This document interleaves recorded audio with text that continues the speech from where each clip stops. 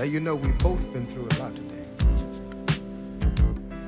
And that's why we need to just sit back and enjoy this evening. So if you'll choose me... In the world of Alan Rudolph, sex is a handshake. Marry me. I'm serious. And we don't know each other. What do we just do, become strangers? And love is everything.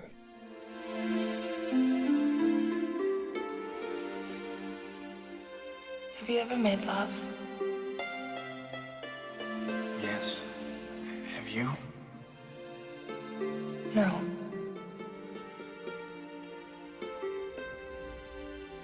Would you make love to me? Yes. I'm glad you died. So am I. He spent years zeroing in on the lives of harried characters who found themselves swept off in a movie world. A beautiful purgatory where being stuck is the point.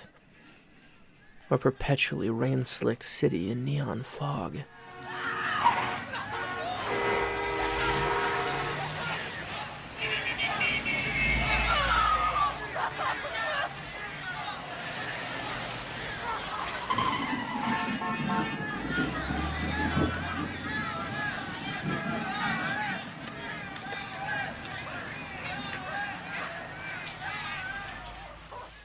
The great gray plains that offer escape from such a place, staffed with trench-coat-wearing Seamuses and willful women, where everyone is an electron bouncing about and colliding at high speeds.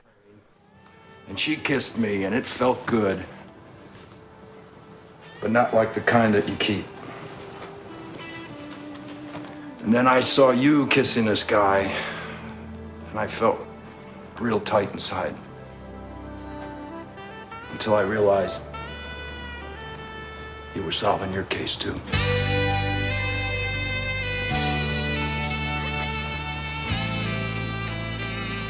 Good. So, what do we do now? What do you think? Right.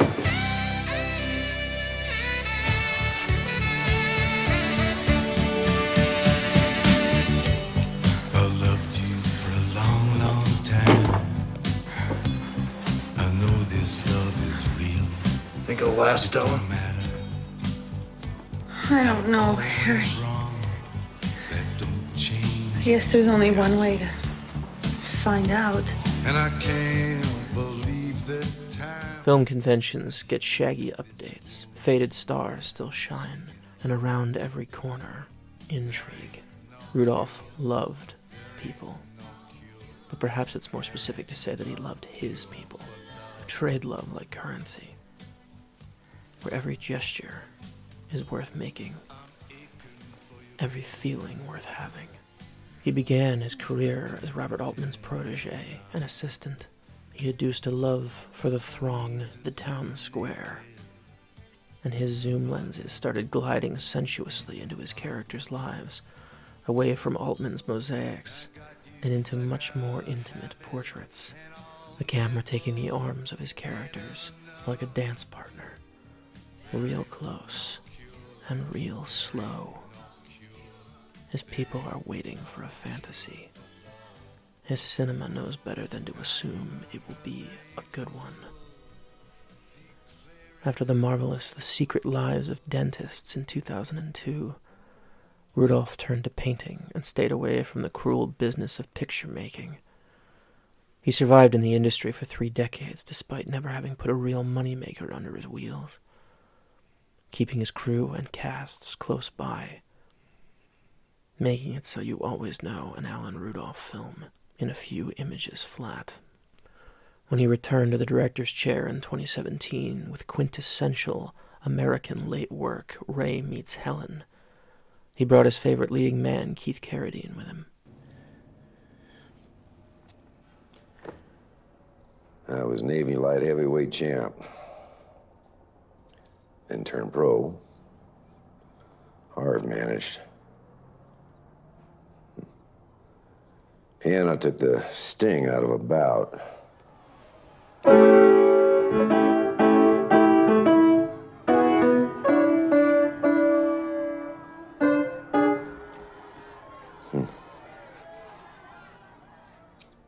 Best time of my life. Chicks dig boxers. Nobody ever beat me in the ring. Not once.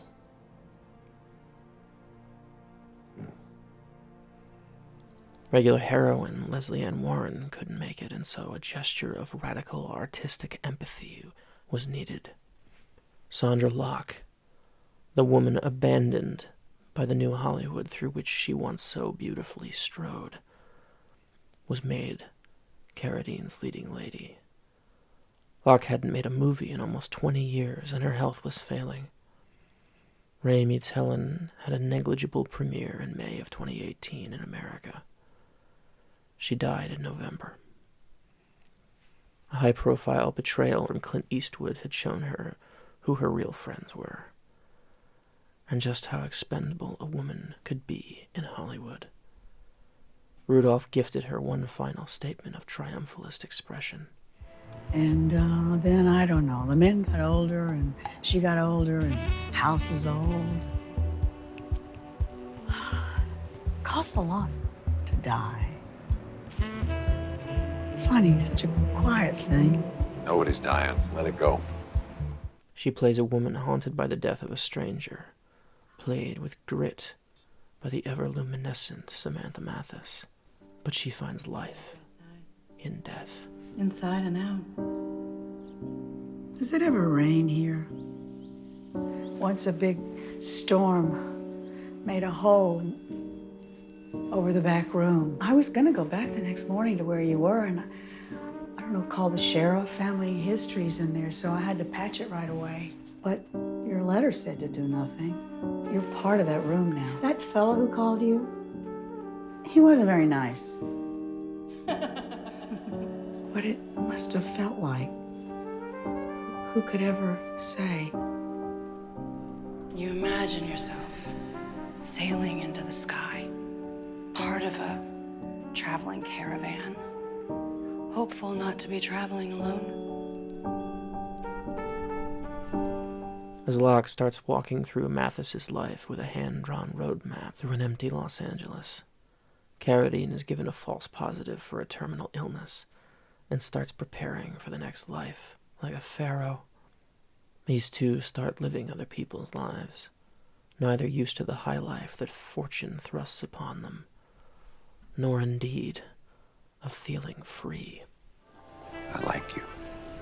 How do you know that? You like me. How do you know these things? Because I said so. Enough personal stuff. The camera is kind to the actors in Rudolph's movies, but never dishonest. He still believes his people can be romantic heroes, hearts rent, running out of tomorrows. Ray Meets Helen has a deeply 1930s outlook and fantasy logic.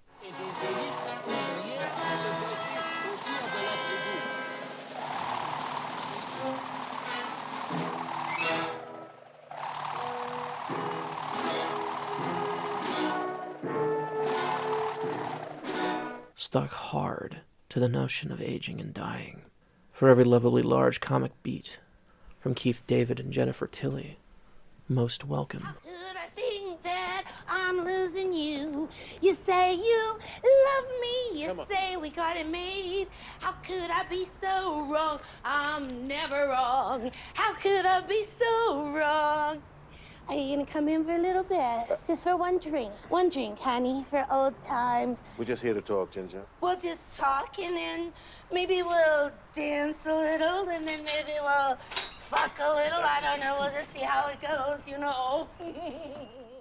There's a line right out of a Sturgis script.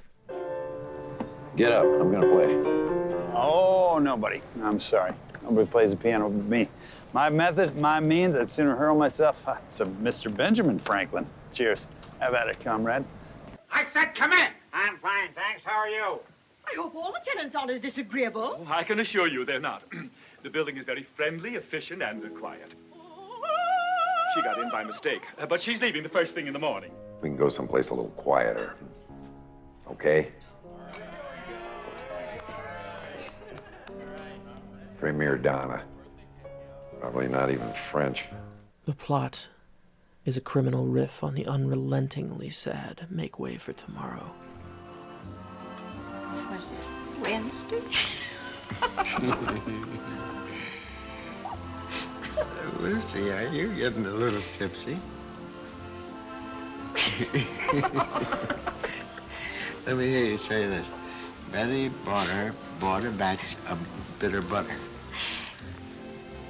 Betty Potter bought a batch of bitter butter. Let's say this one. Betty bought a batch of baby buggy rubber bumpers.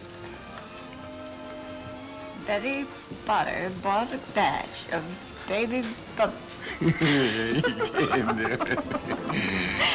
got that one at the barber shop. Yeah, I guess so. Oh, Bart, we've got to go. Why? Well, the children are waiting, and Nellie's gonna cook dinner. Well, we're not going. We're having fun.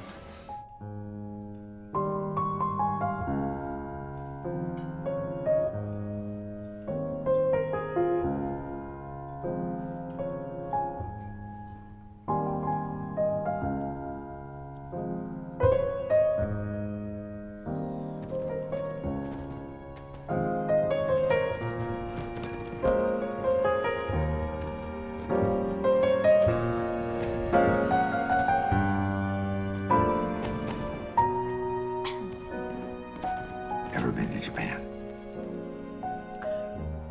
Japan? I was. In the Navy. How about Paris? Paris, France? Yeah. Me neither. Together, Ray and Helen have one night of promise, embracing a possibility that neither knew was ever in the cards. For a long night, they're young again. And the film has a youthful exuberance to match. Rudolph was himself like a character and storyteller from the 1930s, who slid into the present on his knees with a lit cigarette and a band behind him. His risks in the past were with studio money and the audience's attention span. Making a movie today, just for himself, to be reunited with the cinema. He was free to make any choices he might that would have seemed prohibitively expensive or bizarre when he was younger. But evidently all this excitement warded off potential new fans, which left Rudolph with just us diehards for company. Seeing these rumpled survivors get to live, how can you not be moved? Watching Locke return to the cinema and go out on a wonderfully open, emotionally exposed, honest note, loved and cared for by her leading man and her director. These are still things that only cinema can give us and let us keep. Still the most beautiful and painful pathways to our memories. You can't go back. You can't go back. Nobody can. So you hold on. No matter what they hit you with. Bad luck and all. Hold on to what? That special feeling. The one you live for. No matter how long it's been hiding. The one I'm getting back because of you. Me? Want to go for something new? Oh, no. You can't be something new just because you wonder about it. Oh, you can't change your hair and be a new person. You just can't. Oh. No, I don't cry. I can fix it. Cry. I don't cry. Don't cry. Don't cry. I don't have anything for you, Ray. Everything. Everything. But I'm not a new person. I'm stuck.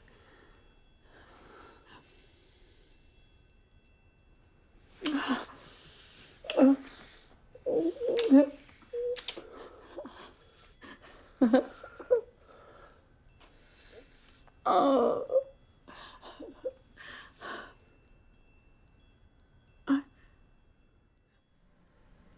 Rudolph kept alive a sea of dreamers, and his movies, their rhythm uniquely his. The hungover wishes, the sleepless charms, the boundless love for people, Alan Rudolph's people. No need to take me with you. But I want to. I will. You were the last person I ever saw. Thank you for that.